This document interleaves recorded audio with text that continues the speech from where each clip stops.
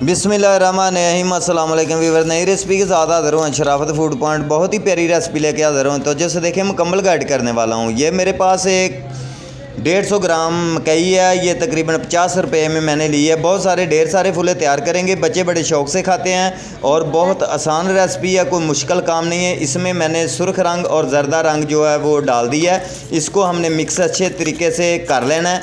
उसके बाद हमने एक प्यारी सी कढ़ाई लेंगे, उसमें हम इसको तैयार करेंगे फुले, और ये देखते जाएं, बहुत मज़े के ज़बरदस्त तैयार होते हैं। ये बाज़ार में आपने अक्सर रेडियो पे देखे होंगे फुले तैयार होते हैं, वो जो आज हम घर में तैयार करेंगे।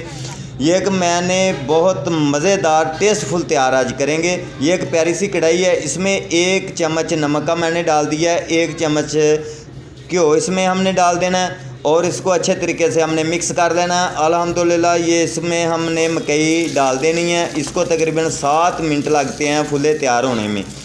और ये देखें माशाल्लाह रंग बिरंगे बहुत ही प्यारे फुले आज तैयार होंगे।